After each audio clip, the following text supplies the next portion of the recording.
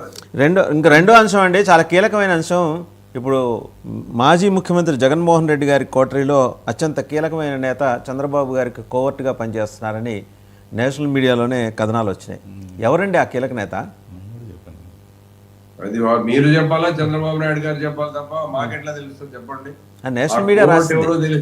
National media రాసింది. ఎవరో తెలిస్తే వాళ్ళని ఎట్లా పెట్టుకుంటారు చెప్పండి?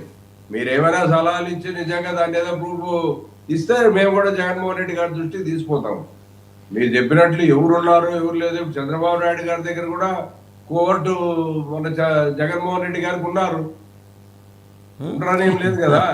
వాటి విషయాలు కూడా ఆయనకు తెలుస్తుంటాయి. ఇద్దరు నాయకులు మేధావులు, ఒకరిని మించిన వాళ్ళు ఒకరు.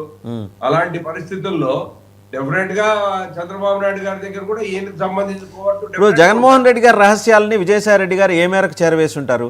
ఎందుకంటే నిన్న ఆయనే అన్నారు కదా, చంద్రబాబుకు ముందు లొంగిపోయారు విజయసాయి రెడ్డి అంటే పరోక్షంగా మీకు ఇప్పటివరకు సహకరించి రహస్యంగా సహకరించిన బీజేపీ మీద కూడా దాడికి దిగారు.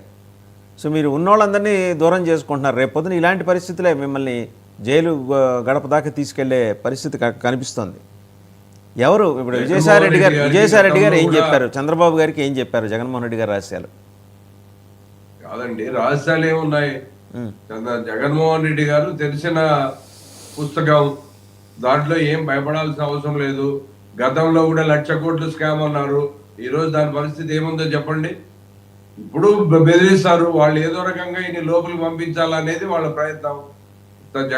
చంద్రబాబు నాయుడు గారు లోపలికి వేశారు కాబట్టి ఏదో రకంగా జగన్మోహన్ రెడ్డి గారిని కూడా ఇరికించి లోపలి పెట్టాలని.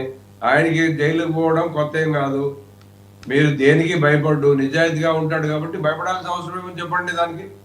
కాబట్టి వీళ్ళ బెదిరింపులకు భయపడే వ్యక్తి జగన్మోహన్ రెడ్డి కాదు. ఎలాంటి తప్పు ఆయన చేసే పరిస్థితి లేదు. వీళ్ళు చేసి ఆయన మీద నెట్టే ప్రయత్నం చేయొచ్చు. సార్, ఇవాళ రేపో కొడాలి నానిని తీసుకొచ్చి పూర్తి స్థాయిలో గ్రిల్ చేసే అవకాశాలు అక్కడ స్పష్టంగా కనిపిస్తున్నాయి. గవర్నమెంట్ దానికి సంబంధించి ప్రిపరేషన్స్ అని చేస్తుంది. Kodali Nani, Vallabhaneni Vamsi already surrendered. కొడాలి నాని అంటే తన చుట్టూ తాను కోటరీ అని భావించిన వాళ్ళందరి మీద కేసులు రావడంతో వెల్లువెత్తడంతో ఇవాళకి జ్ఞానోదయం అయిందా మాజీ ముఖ్యమంత్రి జగన్మోహన్ రెడ్డి గారికి? బయటకు వచ్చి కాదు, జ్ఞానోదయం అయ్యేకి ఏముందండి? గతంలో రాజకీయంగా ఎవరైనా విమర్శిస్తారు, ఏదైనా చేస్తారు.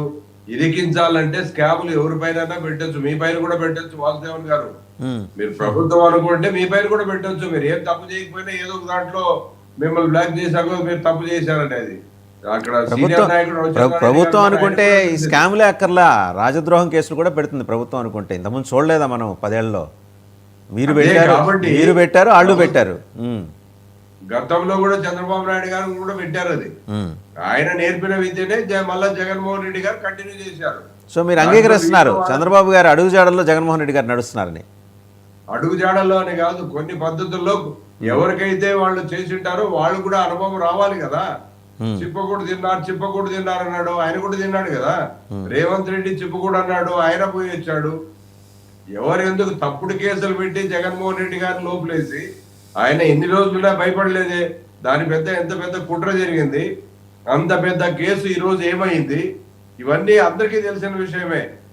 జగన్మోహన్ రెడ్డి గారు ఎప్పుడు క్లీన్ గా ఉంటాడు, ఎవరిని చూసి భయపడే పరిస్థితి లేదు. గురుమూర్తి గారు చెప్పినట్లు కానీ ఇంకోరు మిగిలిన పార్టీ వాళ్ళు వేదాంత జ్యోతిష్యులు ఫలానా రోజు వస్తే 2 సంవత్సరాలు ఉంటాడు, ఫలానా టైంకి వేస్తే ఎంత ఉంటారు, వీటన్నిటికి భయపడే పరిస్థితే లేదు. విజయసాయి రెడ్డి గారు ఎట్టి పరిస్థితుల్లో పార్టీని వీడకూడదు. పార్టీ పెట్టినప్పుడు ఆయన కూడా ఉన్నాడు, ఆయనకి ఎంత స్థానం ఇవ్వాలో